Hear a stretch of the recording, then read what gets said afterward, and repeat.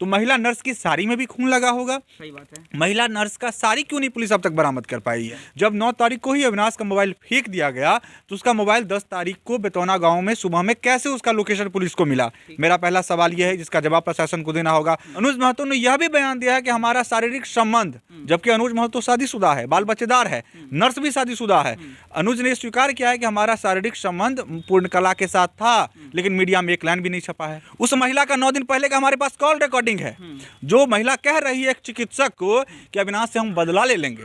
चिल्लाकर शुरुआत करने का मन नहीं था, लेकिन बात ही कुछ ऐसी है कि बिना चिल्लाए बात नहीं बनेगी। देखिए, एक माँ है जिसे यह पता है कि अब उसका बेटा कभी भी घर लौट कर नहीं आएगा, लेकिन फिर भी उसके इंतज़ार में रोज़ नज़रें टिकाई रहती है। 2 बड़ा भाई है जो न जाने पिछले कई महीनों से अपने छोटे भाई को न्याय दिलाने के लिए दर दर की ठोकरें खा रहे हैं। हम बात कर रहे हैं मधुबनी जिले के बेनीपट्टी में हुए पत्रकार अविनाश झा हत्याकांड के बारे में। देखिए, 9 नवंबर 2021 का वो मनहूस रात था जिस दिन पत्रकार अविनाश झा की हत्या कर उसे जला दिया गया था। उसकी गलती बस इतनी सी थी कि वो बेनीपट्टी में चल रहे फर्जी नर्सिंग होम का लगातार खुलासा कर रहा था। बस इतनी ही बात थी और इस बात को लेकर स्वास्थ्य माफियाओं ने पत्रकार अविनाश झा को मारने का फैसला कर लिया और 9 नवंबर 2021 को उसे मारकर जला दिया गया। उसकी उम्र मात्र 24 साल की थी और मात्र 24 साल के लड़के से स्वास्थ्य माफिया इतना परेशान हो गए थे कि उन्हें मारकर ही दम लिया। और अब इस मामले को 3 महीने 4 महीने बीत गए हैं और अब तक क्या कार्रवाई हुई है वो जानने के लिए अभी हम बेनीपट्टी पहुंचे हैं। लेकिन आपको बता दें कि जब ये मामला मीडिया में आई थी तब खूब चर्चा हुई थी। लोगों ने अविनाश झा को न्याय दिलाने की बात कही थी, लेकिन जितनी जल्दी ये आवाज़ बनी उतना जल्दी आवाज़ जो है ठंडा हो गया और ये अविनाश झा हत्याकांड का मुद्दा जो है मुद्दा ही बनकर रह गया। अभी हम बेनीपट्टी पहुंचे हैं और अविनाश झा के बड़े भाई त्रिलोक झा जी हमारे साथ हैं। बातचीत करेंगे कि आखिरकार इस मुद्दे में अभी तक क्या कुछ हुआ है और क्या कुछ जो है इनको न्याय मिल रहा है या नहीं, क्योंकि लगातार ये आवाज़ें उठा रहे हैं, हम देख रहे हैं सोशल मीडिया के माध्यम से, लेकिन इनको न्याय मिलता हुआ नज़र नहीं आ रहा है। ये बताइए कि कई महीने बीत चुके हैं आपके छोटे भाई की हत्या हुए और अब तक क्या कुछ हुई इसमें कार्रवाई हुई है? इसमें शुरू से आपको जो है से पुलिस का जो रवैया है सही नहीं लग रहा है, क्योंकि हम लोग जो है से शुरू से लेकर अभी तक उस सबको साथ देने का कार्य किए हैं। जहाँ जाना पड़ा वहाँ हम लोग गए, ठीक है, हर संभव मदद किए। कहीं ना कहीं पुलिस प्रशासन अपना फंसा हुआ गर्दन बचाते हुए नज़र आ रहा है। हमको ये लग नहीं रहा कि इस सब से मान के चले किसी तरह का हमको न्याय मिल पाएगा, है ना। पुलिस का हवाले से कुछ दिन पहले बयान आया जो मान के चलिए अनुज का कहना था जो हम ही दोनों मिलकर सब काम कर लिए। ऐसे मान के चले साजिश की तरह तहत इसको हत्या किया गया है ना। पुलिस भले ही मानती हो मुख्य अपराधी अनुज हो, लेकिन मेरा अभी जो है सवाल बरकरार है कि इसको जितना फर्जी नर्सिंग होम पर कार्रवाई करवाया था और कार्रवाई के दिशा में जो है आगे था, सब मिल के साजिश के तहत इसके हत्या किया है। और जिस दिन हत्या किया गया है तो उस कांड में भी करने वाला को अंतिम रूप देने वाला में 2-4-5 गो से कम नहीं होगा, क्योंकि जिसका वजन 70 किलो रहेगा, 6 फीट का हाइट रहेगा, उसको बेनीपट्टी मूर्ख मार्केट है जहाँ की मान के चलिए हरदम लोग रात में भी मार्केट में आना जाना या किसी लोगों का उठना लगा रहता है। प्रशासन का कहना है जो मान के चले मोटरसाइकिल पर लाश ले गया, ये कहीं नहीं संभव है, कहीं ये पचने वाला बात नहीं है। ज़रूर इसमें 4 चक्का का जो है से इस्तेमाल किया गया है। यहाँ पुलिस पूरी तरह से नाकाम है।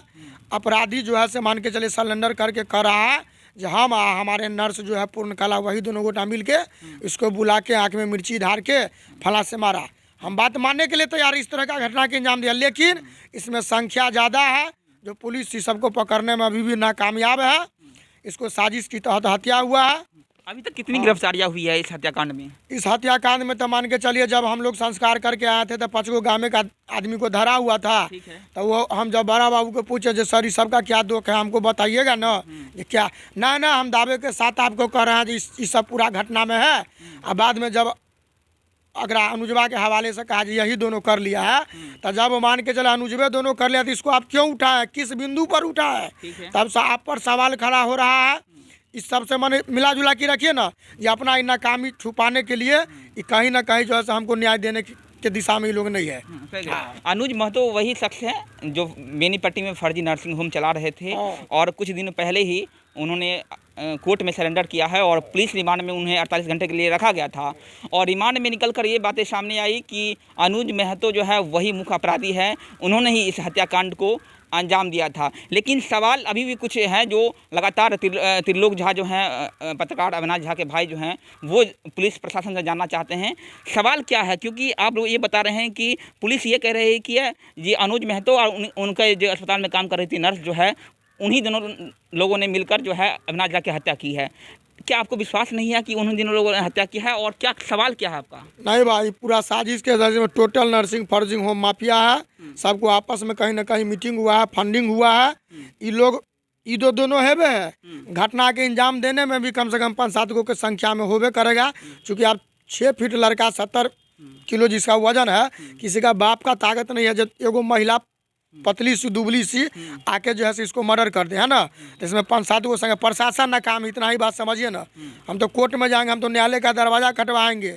इसमें जो हमारे संग बेईमानी किया है वो चिकित्सा पदाधिकारी हो या थाना पदाधिकारी हो या इस केस का आयु है, हम सब को जो है कोर्ट में जाके हम सब को इसमें न्यायालय के समझ इस बात को रखेंगे जो मेरे साथ इस तरह का ही लोग जो है बेईमानी करने का काम किया है।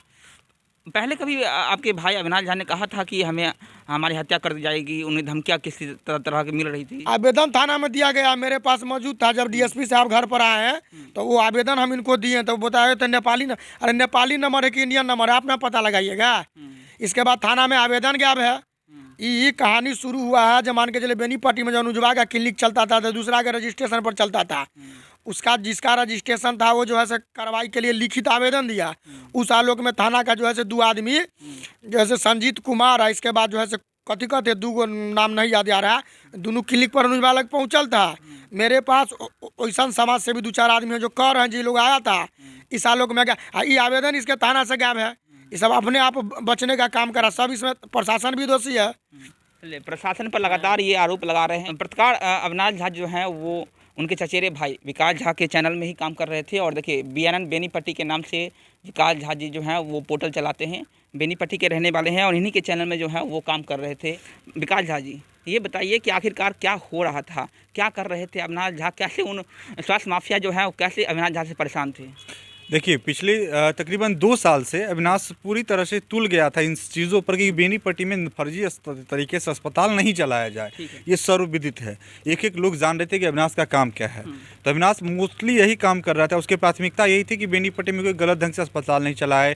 मरीजों के साथ कुछ घटनाक्रम जो होती थी उसको लेकर के वो जाकर के लड़ाई लड़ता था। मधुबनी परिवार कार्यालय बेनीपट्टी की बात हो या RTI करना हो वो करता था। और इस चीज़ की प्रामाणिकता उसके जो सर्टिफिकेट बैक फाइल्स में डॉक्यूमेंट्स मिले हैं जो कि हमने केस के आईओ और DSP और यहाँ के थाना प्रभारी सब चीज़ को हम लोगों ने मुहैया करवाया है।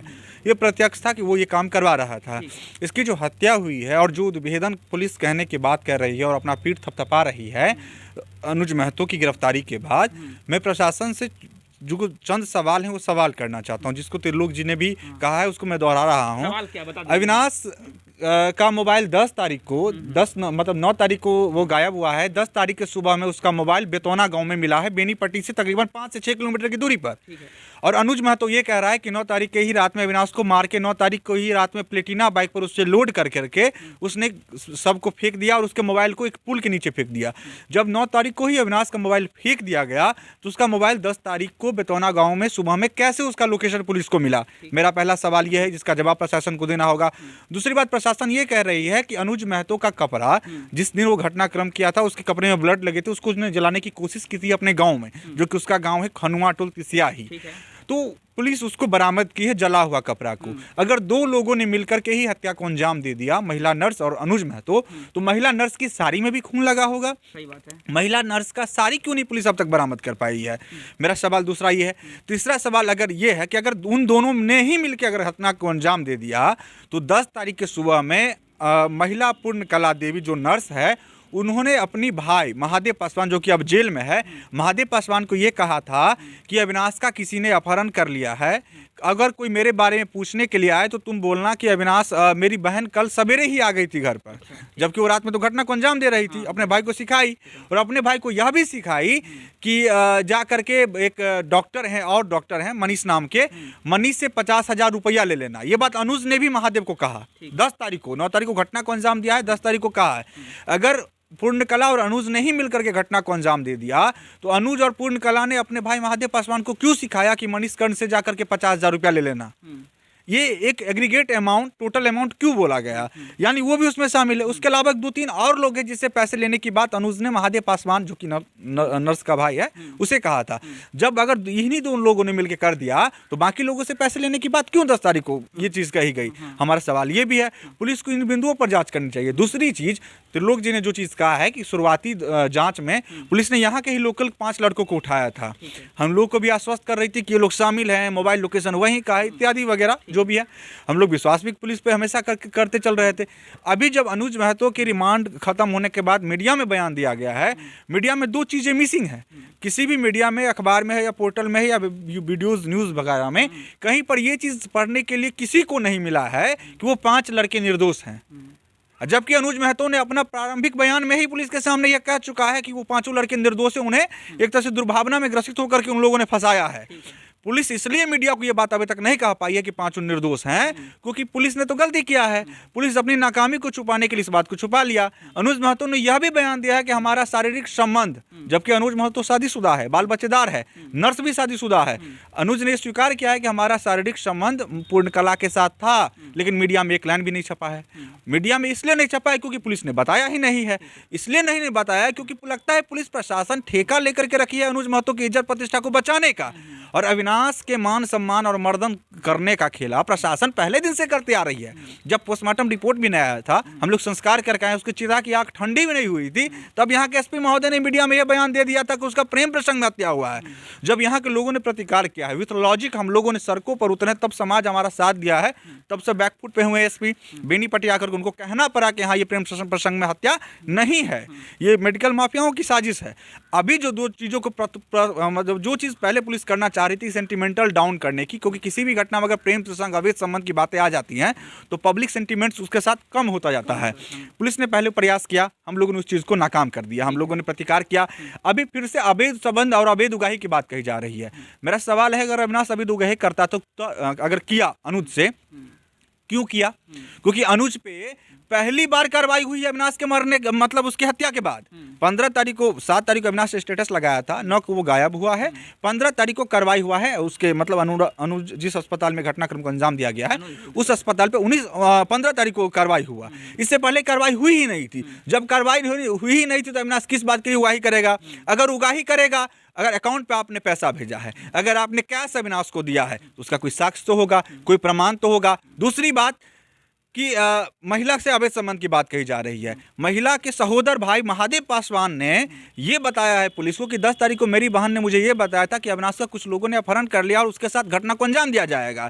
जब उसके सहोदर भाई को नहीं पता है कि अविनाश पूर्णकला को तंग करता है या परेशान करता है या गलत व्यवहार करता है, ये बात अनुज को कैसे पता चल गया? एक मिनट रोकना चाहूँगा। देखिए, ये पूर्णकला देवी ने जो नर्स है उससे लगातार ये बातें सामने आ रही है कि अविनाश झा का जो संबंध था वो पूर्णकला देवी जो नर्स है उनके साथ था। और मीडिया में ये खबरें जो है अब चलने लगी है जब अनुज महतो ने कोर्ट में सरेंडर किया है और पुलिस ने रिमांड में लिया है। ये क्या सच है? पूर्णकला तो पहले से पुलिस की गिरफ्त में है ना, पहले पुलिस क्यों नहीं इसको क्लियर कर दिया? अगर अनुज ने उस महिला के कारण अविनाश की हत्या कर दी तो वो महिला तो पुलिस के पास पहले दिन से है ना, पुलिस पहले क्लियर कर देती कि अवैध संबंध के कारण मार दिया गया है। लेकिन नहीं, क्योंकि पब्लिक सेंटीमेंट सड़कों पर थी, पुलिस प्रशासन खुद को यहाँ पे दबा हुआ महसूस कर रही थी, तो अब मौका मिला है कि नहीं मामला पुराना हुआ तब कुछ भी कर दें। हालांकि अब कुछ होना जो ना नहीं है, लेकिन हमारी लड़ाई जो है हम ये दावे के साथ पहले दिन से कहते आ रहे हैं और आज भी कह रहे हैं कि जो अवैध संबंध और अवैध उगाही का बात प्रशासन ने अनुज महतो के हवाले से दिया है वो प्रशासन 1% भी साबित नहीं कर सकती है। ये मैं परिवार की तरफ से दावा कर सकता हूं और उसका साक्ष्य प्रमाण हमारा है। मैं सिंगल सी बात कहता हूं, जिस महिला के अवैध संबंध के साथ आरोप लगाया गया है अविनाश पे, उस महिला का 9 दिन पहले का हमारे पास कॉल रिकॉर्डिंग है। जो महिला कह रही है एक चिकित्सक को कि अविनाश से हम बदला ले लेंगे। किस बात का बदला? यही अविनाश जो कार्रवाई करवा रहा था। अविनाश अनुराग अस्पताल के खिलाफ परिवाद वगैरह दायर कर चुका था। इस बीच में एक FIR 13 तारीख को, यानी घटना 9 नवंबर को हुई है, 13 अक्टूबर को बेनीपट्टी थाना में एक FIR करवाया गया है। उसमें अविनाश मौजूद था, मतलब अविनाश की मौजूदगी में हुआ। 14 तारीख से महिला कॉल करना शुरू की है अविनाश को, यहीं से खेला शुरू हुआ है। और 14 तारीख से जब खेला शुरू हुआ है, अविनाश मानने के लिए तैयार नहीं था कि नहीं कार्रवाई होगा ही, क्योंकि अविनाश इधर FIR भी करवा चुका था दूसरे लोगों के माध्यम से और खुद परिवाद कर रहा था। इसी बीच में मेरे पास 29 तारीख का एक कॉल रिकॉर्डिंग है, 28 तारीख का, 28 अक्टूबर का, जिसमें महिला वो पूर्णकला खुद कह रही है कि मैं अविनाश से बदला ले लूंगी। तो अविनाश से बदला ले लूंगी, क्या ये अनुज महतो के हवाले से कहा जा रहा था कि अनुज महतो जो है लगातार प्रेशर बना रही थी पूर्णकला देवी पर? देखिए, अनुज ने ही महिला को ये कह करके इस घटना को अंजाम दिया है। एक अनुज का वीडियो आया था जिसमें अनुज ये कह रहा था कि 9 तारीख के रात हम अचानक पहुंचे और उसको इस तरह का गलत काम करते हुए देखा और हमने मार दिया। जबकि हमारे पास पुलिस के केस में सारा कुछ बाय द पॉइंट, मतलब टू द पॉइंट नोट है। उसमें मतलब पूर्णकला के एक करीबी व्यक्ति ने ये बात स्वीकार किया है कि 9 तारीख को दोपहर में जब हमने पूर्णकला को कॉल किया तो पूर्णकला परेशान थी, हताश थी, उसने फ़ोन पर बात नहीं किया और उसने कहा कि मैं बाद में बात करूंगी। तो प्लानिंग इसका दिन से ही चल रहा था कि आज 8 तारीख को भी कोशिश की गई थी, जिसका बात अनुज ने भी कहा है और उसका कॉल डिटेल्स भी बता रहा है। और सबसे बड़ा है कॉल CDR। दूसरी बात है 7 तारीख को ये भी अखबार में ये भी चीज़ें, देखिए अखबार में जो भी चीज़ें छपती हैं ना, जब पहले कुछ दिन पहले अविनाश पर बहुत सारी बातें छपी है, लेकिन उसका खंडन नहीं मीडिया कर पाती है।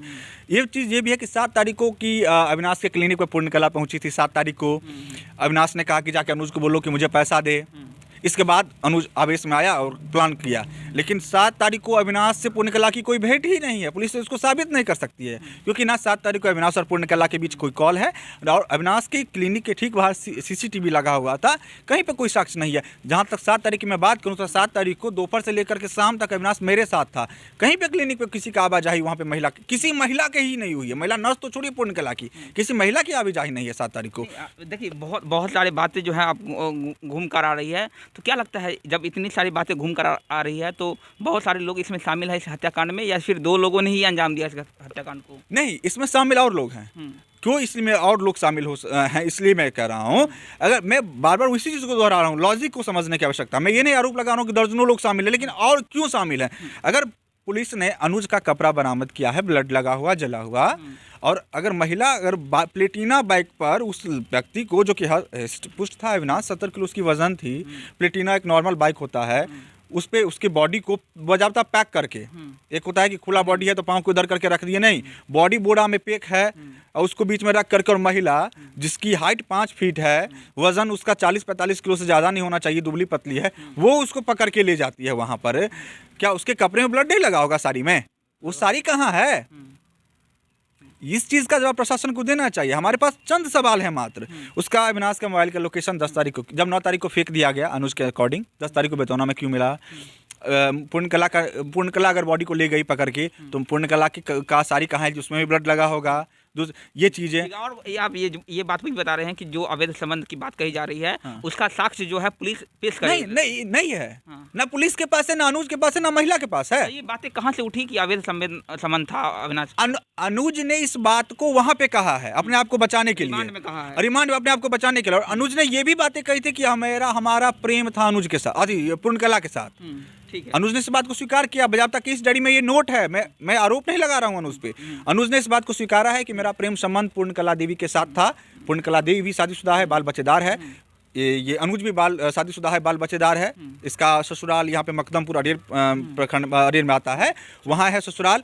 और ये बात मीडिया में कहीं पर भी किसी को देखने के लिए नहीं मिली कि अनुज का शारीरिक संबंध था पूर्णकला के साथ, क्योंकि पता नहीं, लगता है प्रशासन इनका इज्जत प्रतिष्ठा बचाने के लिए ठेका लेकर के रखी है। लेकिन अविनाश को पूरा टारगेट करके कि अविनाश गलत था, अविनाश प्रेम प्रसंग में था, अविनाश अवैध उगाही, अविनाश अवैध संबंध, इस चीज़ को प्रमुखता से सबको छाप दिया सेंटिमेंटल डाउन करने के लिए। लेकिन कम से कम चंद लाइन प्रशासन ये भी तो मीडिया को बता देती कि अनुज का शारीरिक संबंध था। अनुज ने इस बात को स्वीकार किया है, अनुज ने यह बात को स्वीकार किया कि 5 लड़के निर्दोष हैं। लेकिन नहीं, इसका वजह एक ही है, प्रशासन अपना सब कुछ बचाने का कोशिश कर रही है और उल्टा अविनाश को वही चीज़ जो काम पहले दिन से किया जा प्रशासन करने की कोशिश कर रही थी, सेंटिमेंटल डाउन करने की, पहले प्रेम प्रसंग को लाया, वो चीज़ें काम कर रही हैं। और हम पारिवारिक तौर पे मैं पुनः फिर से दावा कर रहा हूँ कि जब अब तो मामला कोर्ट में हम लोग जाएंगे, लगभग में जांच जो अनुसंधान अंतिम क्षण में है, जब कोर्ट में जाएंगे तो मैं ये साबित करके मैं परिवार के तौर पे आऊँगा कि अविनाश ना तो अवैध उगाही कर रहा था, ना उसका अवैध संबंध था। चलिए, अंतिम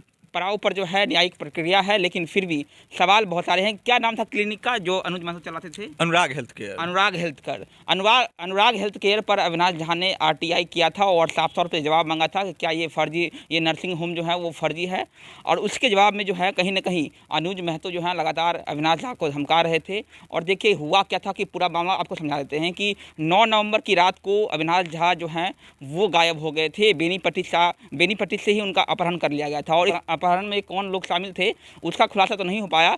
लेकिन जब हत्या हुई अविनाश झा की, और उस मौके पर जो उस दिन में जो है 5 लोगों की गिरफ्तारी हुई जो उनके दोस्त ही बताए जा रहे थे, और पूर्णकला देवी की भी गिरफ्तारी हुई जो अनुराग हेल्थ केयर यानी अनुज महतो के क्लिनिक में नर्स थी।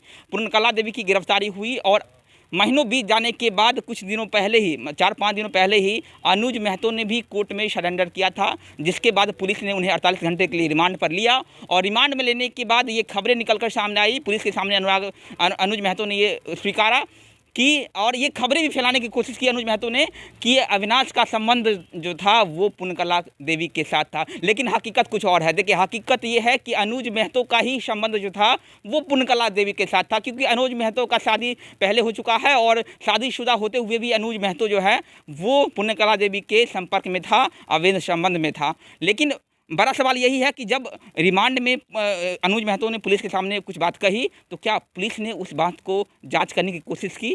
कि बिना जांच किए हुए पुलिस ने जिस तरह से बातें कही है कि अविनाश का ही संबंध था पूर्णकला देवी के साथ, वो बातें हजम नहीं हो पा रही है। और लगातार उनके परिजन जो है ये मांग कर रहे हैं अगर उनका अवैध संबंध था तो उसका साक्ष्य क्या है, उनका सबूत क्या है, सबूत जो है पुलिस दे। और दुर्भाग्य की बात यह है कि पुलिस जो है अभी तक कोई सबूत पेश नहीं कर पाई है। बिल्कुल, 2 आदमी से ये संभव ही नहीं ना है। वही वजह बड़ी थी, प्लानिंग हो रही थी, और पुलिस अगर अभी भी चाहेगी कितना भी कम तो इसमें 2 से 3 लोगों की और संलिप्तता है, ऐसा हम लोगों को लग रहा है जो जांच हम लोगों ने देखी है आंखों से सामने। कितने फर्जी नर्सिंग होम पर अब तक कार्रवाई अविनाश ने करवाई? अविनाश की हत्या के बाद यहाँ के जो चिकित्सा पदाधिकारी हैं बेनीपट्टी को, उन्होंने बाकायदा एक बड़े मीडिया हाउस को बयान दिया था ऑफिशियली कि अविनाश के कलम से, अविनाश की कार्रवाई से, इनिशिएट से तकरीबन 20 से 21 अस्पतालों, फर्जी अस्पतालों पे अब तक कार्रवाई हो चुकी थी अविनाश की हत्या से पहले, पिछले 2 सालों में।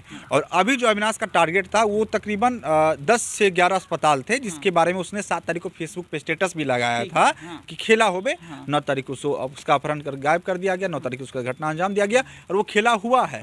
15 तारीख को जा करके 2 अस्पतालों पे कार्रवाई हुई थी, उसमें वो अनुराग अस्पताल भी शामिल था। चलिए, अविनाश झा ने जो मुहिम छेड़ी थी कि लड़ा हूँ जब तक जिंदा हूँ तब तक, देखिए जब तक अविनाश झा जिंदा थे तब तक उन्होंने लड़ाई लड़ी, और यही कारण था कि बेनीपट्टी में 20 से ज़्यादा फर्जी नर्सिंग होम पर कार्रवाई जो है अविनाश झा करवा चुके थे। और जब अब उनकी हत्या हो चुकी है, अब वो इस दुनिया में नहीं है, और अभी भी बेनीपट्टी में फर्जी नर्सिंग होम पर लगातार कार्रवाई की जा रही है, जो आरटीआई उन्होंने पहले ही किया था। सुनिए ना, बात और कहते हैं, घटना हो गया तो हम लोग डीएम साहब के पास गए तो डीएम साहब बोले हमारा सत्ता श्रद्धांजलि हो गया तो हम नर्सिंग होम जिले में नहीं चलने देंगे। हाँ, इसके बाद जो है बेनीपट्टी का जो चिकित्सा पदाधिकारी सब है, सब जो है उगाही करवा रहा है, कहता है क्या जो बेनीपट्टी में फर्जी नर्सिंग होम नहीं है। आपको बेनीपट्टी में जितना फर्जी नर्सिंग होम चलता है सब का अल्ट्रासाउंड जाता है, इसके प्रभारी दुकान खोला हुआ अल्ट्रासाउंड का एसएन झा, वहाँ पर जाता है तो इसका कलम चल सकता है। जहाँ पर गवर्नमेंट करा 400 रुपया अल्ट्रासाउंड लेने के लिए, एसएन झा खुद जो है 800 रुपया 900 रुपया में जो है अल्ट्रासाउंड का काम करता है। और सब फर्जी नर्सिंग होम से अल्ट्रासाउंड इन्हीं के पास जाता है, तो ये कभी नहीं कार्रवाई कर सकते। सबसे बड़का फर्जी नर्सिंग होम माफिया चलाने वाला एसएन झा जो बेनीपट्टी में प्रभारी है, ओकरा ठीक क्लिनिक के सामने जो रोशना जेल में है ओकर अस्पताल है, ठीक क्लिनिक के सामने। मतलब सब खुद उदाही करा, इस सबको महीना जाता है, इस सबके पास महीना जाता है। इसमें सब एसएन झा है, पीएन झा है। पीएन झा खुद अपना क्लिनिक अम्बेडकर चौक पर अभी भी चलाता है, एक बार हॉस्पिटल में नहीं रहता है, भर दिन में अपना क्लिनिक में रहता है। एसएन झा भर दिन अपना अल्ट्रासाउंड पर रहता है। हाँ, ये सब जो है सो यहाँ पर जनता को गुमराह करके शोषण करवाता है। कहीं ना कहीं ये सब जो उगाही का बड़का स्रोत है, इस बात को मानिए। और ना अगर गलत लग रहा तो उच्च पदाधिकारी से आगे जाँच करवा ले। चलिए, बेनीपट्टी में अभी भी फर्जी नर्सिंग होम चल रहे हैं, लेकिन जो आवाज़ उठाएगा कौन, क्योंकि जो आवाज़ उठाएगा उसकी हत्या कर दी जाती है। तो यही कारण है कि लोग अब आवाज़ उठाने के लिए से कतराते फिरते हैं, और जैसा चल रहा है फर्जी नर्सिंग होम वैसा ही चल रहा है। लोग जो हैं 400 के बदले 800 रुपये देकर जा रहे हैं। देखिए, न्याय की बात कही जाती है, और जब भी न्याय की बात होती है तो ये ज़रूर माना जाता है कि न्याय मिलेगा, लेकिन जिस तरह से न्याय के लिए इनको इंतज़ार करवाया जा रहा है और जिस तरह से मुद्दा को भटकाया जा रहा है, वो बड़ा सवाल है कि आखिरकार पत्रकार अविनाश झा को न्याय मिल पाएगा कि नहीं। मेरा नाम वरुण झा है, आप सफर बिहार देख रहे थे। बहुत बहुत धन्यवाद।